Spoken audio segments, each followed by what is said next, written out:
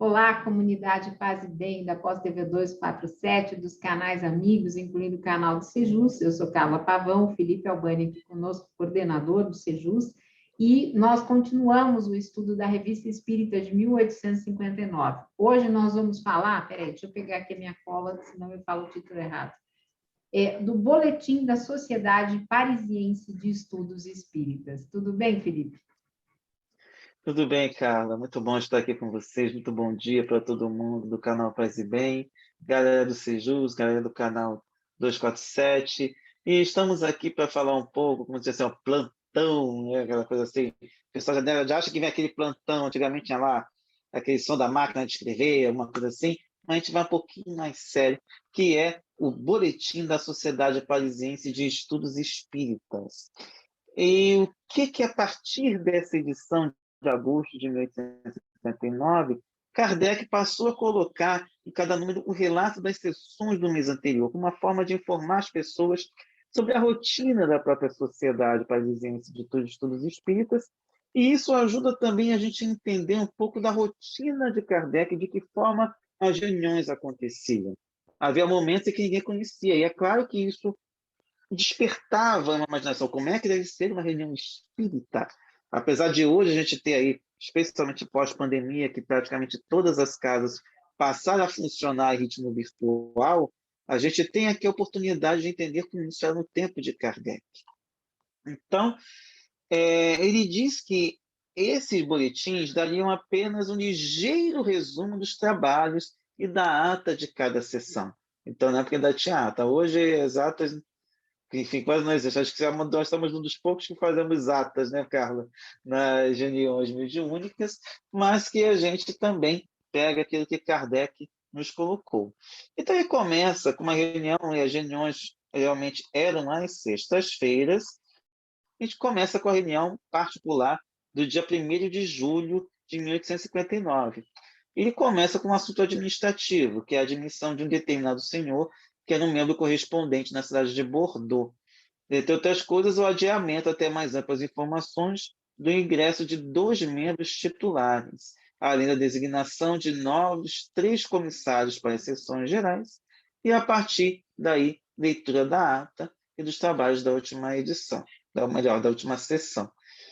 E dentre as comunicações, ele esteve com o senhor W. Filho, de Boulogne-sur-Mer, citado na revista de dezembro de 1858. Então, bota lá na edição de 1858, que a gente já leu aqui também com vocês. A propósito de um fenômeno, de um artigo que falou de bicorporeidade, e que confirmou o fato de sua presença simultânea em Bolonha e em Londres. Então, esse senhor que participou desse artigo, que relatou a questão de estar em 2 lugares, ele confirmou que esteve nos 2 lugares ao mesmo tempo. Tem também uma carta, esse mesmo do correspondente que foi admitido, contendo detalhes minuciosos sobre interessantes manifestações e aparições de seu conhecimento pessoal, que na verdade é o da senhora Mali, que também a gente já leu aqui no Caminho do Espiritismo. Também coloca que o doutor Moeri, eu acho que é isso que se lê, presenteou a sociedade com 2 cantatas, cuja letra é autor. Então, homenageou a sociedade com 2 obras musicais. Teve também a comunicação de um Cristóvão Colombo, obtida na última sessão, cujas respostas relativas à sua e à missão dos espíritos em geral parecem consagrar a doutrina da fatalidade. E olha que interessante que nós temos ali, que é a observação dessa mensagem, não somente pelo fato de ser Cristóvão Colombo, mas as considerações sobre todas elas. Olha o que a gente vê aqui. Vários membros contestaram esta consequência das respostas de Cristóvão Colombo, considerando-se que a missão não retira a liberdade de fazer ou deixar de fazer.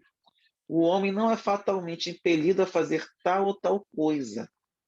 Pode acontecer que, como homem ou como espírito encarnado, se comporte mais ou menos cegamente, e como espírito, que hoje a gente diria desencarnado, tem sempre consciência do que faz e permanece sempre senhor de suas ações.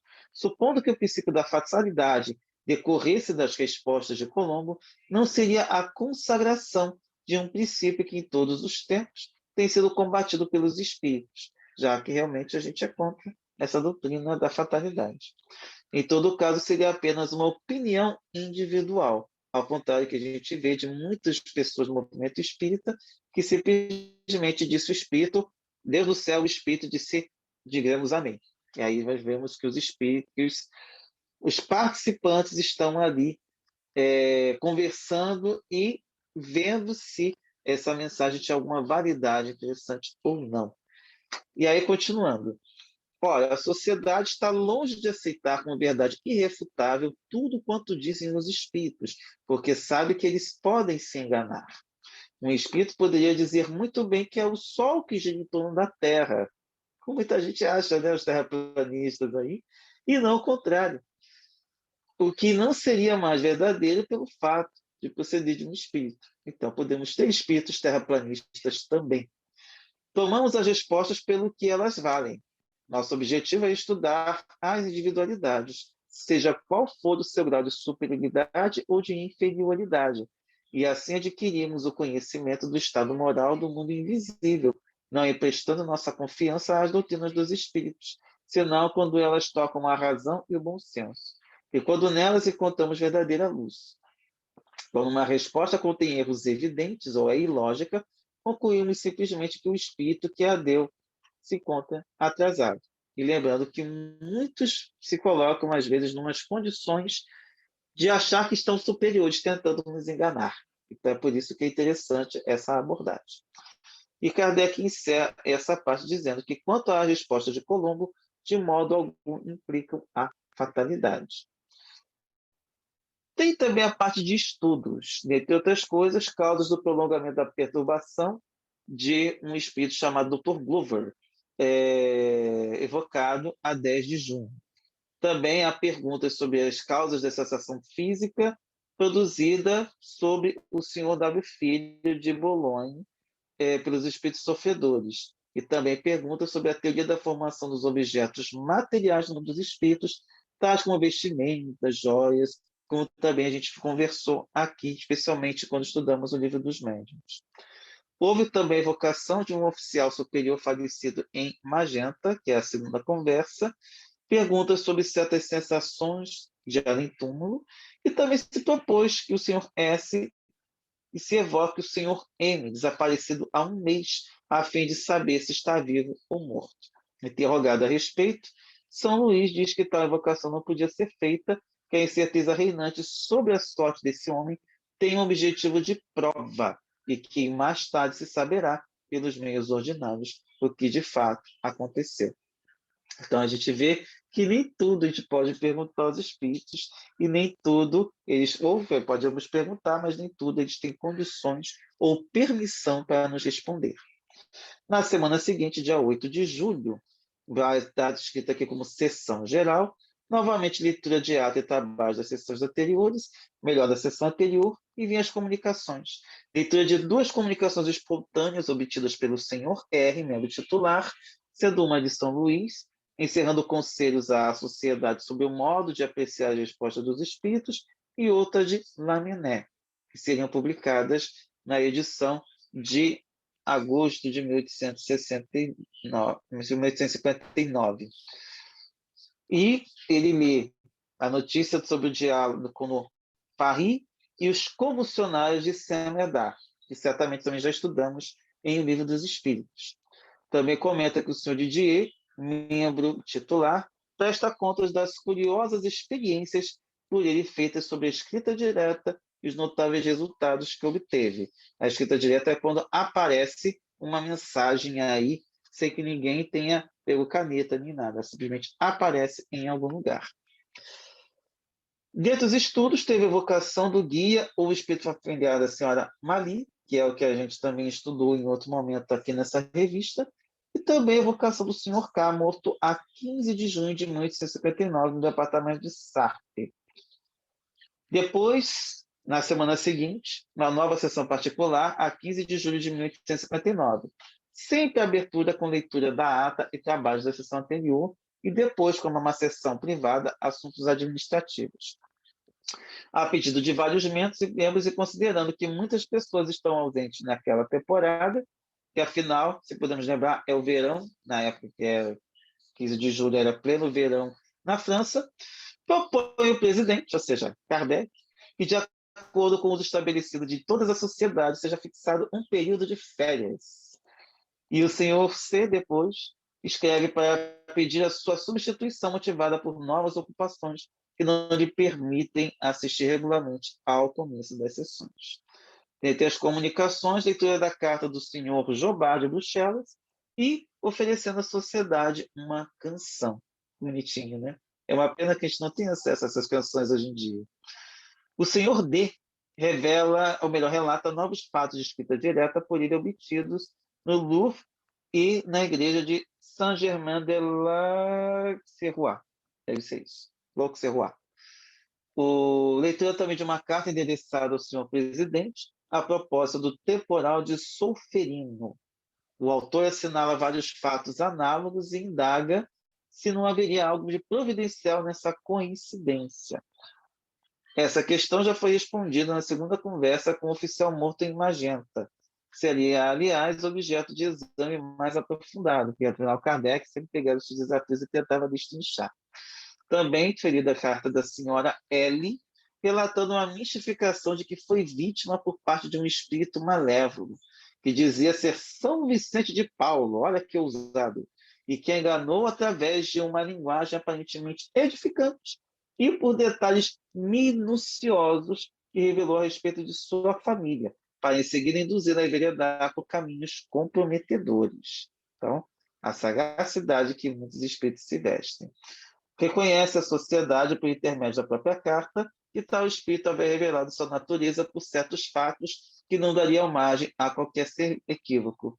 E olha que tem de espíritos em colocando coisas aí, gente, que não está no gibi. Só vocês vendo aí que tipo de mensagem que chega para a gente, que a gente fica assim, meu Deus do céu, como é que alguém dá atenção a isso? Mas, infelizmente, acontece.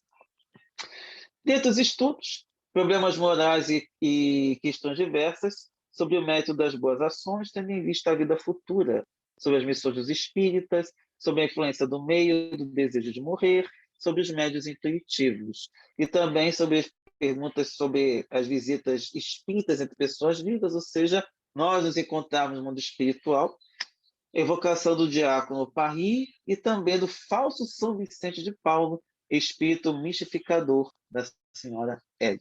Então, aproveitando a deixa, ele foi lá, chamou o espírito na chincha, como diriam antigamente. E a última sessão é a de 22 de julho.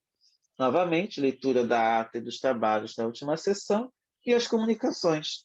Leitura de uma comunicação particular do senhor R., membro titular, sobre a teoria da loucura dos sonhos, das alucinações e do sonambulismo, pelos espíritos de François Arago e São Vicente de Paulo.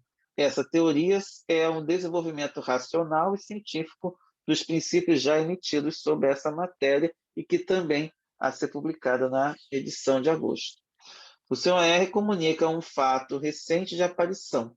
No dia 16 de julho, sábado, dia do enterro do senhor Fournet, este apareceu durante a noite à esposa do primeiro, ou seja, do senhor Fournet, com o aspecto que tinha em vida, procurando se aproximar dela, enquanto outro espírito, cujo rosto não pôde perceber, o segurava pelo braço e procurava afastá-lo. Ou seja, quando tentava se aproximar, o outro falava, não, não faça isso agora. Sensibilizada por essa aparição, tratou de cobrir os olhos. E aí o que aconteceu? Sei que todavia deixasse de vê-lo como antes. Ou seja, visão espiritual não adianta fechar o olho, gente. Vai ver de qualquer maneira. No dia seguinte, essa senhora, que como o marido é médium escrevente, pôs-se a traçar convulsivamente caracteres irregulares que pareciam formar o nome de Fournet. Interrogado sobre o fato, o outro espírito respondeu que realmente o Sr. Fournet queria se comunicar com eles, mas em razão do estado de perturbação em que a vida se achava, mal se reconhecendo, acrescentou ser necessário esperar cerca de 8 dias para ser evocado, a fim de que pudesse manifestar-se livremente. O doutor V faz referência a um fato de previsão espírita realizado em sua presença, e tanto mais notável quanto sabemos que a previsão de datas é muito rara por parte dos espíritos. Havia 6 semanas, aproximadamente, uma senhora de seu conhecimento, excelente médio de psicografia, recebeu uma comunicação do espírito de seu pai. E, de repente, sem provocação, este último pôs-se a falar espontaneamente da guerra da Itália. A propósito, perguntaram-lhe se ela acabaria logo. E ele respondeu: no dia 11 de julho, a paz seria assinada. Sem ligar a importância a essa previsão, o doutor V guardou a resposta num envelope lacrado e o enviou a uma terceira pessoa, com a recomendação de somente abri-lo após o dia 11 de julho. Sabe o que aconteceu? Foi selado a paz no dia 11 de julho. Por fim, estudos. Problemas morais e questões diversas, perguntas complementares sobre o método das boas ações, sobre as visitas espíritas e também sobre a escrita direta. E, por fim, questões de intervenção, sobre a intervenção dos espíritos nos fenômenos da natureza, como tempestades, e sobre as atribuições de certos espíritos. Perguntas complementares sobre o diário com Paris e os convulsionais de Saint-Médard. Evocação também do general Roche. Então, aí foram as atividades de julho na Sociedade Parisiense de Estudos Espíritas, e sem maiores, porque a ideia era resumir, mas imagino como devem ter sido as anotações na época que Kardec deixou para a gente. Aí, quer comentar, Carlos? Tranquilo, a gente aguarda. Tá, deixa eu voltar aqui. Bom, se na mediúnica do Sejus a gente já anota e depois fica perdido de tanta informação, né? E a gente tem computador e WhatsApp e tudo mais, imagina para Kardec que fazia tudo isso na mão e tinha que distribuir presencialmente, né? Tinha que conversar sobre isso. Então, foi um longo trabalho, né? Professoral que ele teve. O que eu queria comentar para vocês, escrita direta, por exemplo, quando a gente pensa, nós espíritas pensamos nos 10 mandamentos, a gente pensa em escrita direta, né, Felipe? Do jeito que se conta, né, que foram escritas. E acho que é isso, se vocês puderem, curtir, compartilhar nas redes sociais e se inscreverem nos canais, isso é importantíssimo para essa nossa tarefa aí, de formiguinha, de resistência, né, ao conservadorismo. Felipe, alguma coisa mais? Não, só isso mesmo. Só agradecer mais uma vez a presença de todo mundo. Se puder também dar o política, que ficou interessado na nossa visão espírita progressista, também dá uma olhada nas nossas redes sociais, Instagram, TikTok, YouTube, Twitter, estava me esquecendo do Twitter também, e no Facebook, no próprio YouTube aí, que já temos nos vídeos, palestras não exatamente, mas esse debate que a gente promove, que a gente conversa com todo mundo aqui, e ficamos à disposição sempre que vocês acharem legal para a gente conversar. Especialmente segundas-feiras, no Vende Insta, e, aliás, a gente está também para começar as lives pelo TikTok também, a gente chamou de TikTok no TikTok, e às sextas-feiras, face a face com o Sejus, que a gente tenta fazer uma abordagem mais pegando a questão política, para a gente também ficar antenado sobre o que está acontecendo no planeta. No mais, forte abraço. Legal, gente. E se vocês quiserem estudar conosco no Sejus, o Felipe é nosso moderador, nós temos um pré-grupo, então envie uma mensagem particular nas redes sociais, a gente adiciona no pré-grupo, ou melhor, a gente manda o link do pré-grupo, vocês entram e lá escolhem quais os grupos que querem participar, porque a gente funciona como uma casa espírita virtual, tá bom? Um beijo grande e obrigada a todos vocês. Paz e bem, gente. Paz e bem.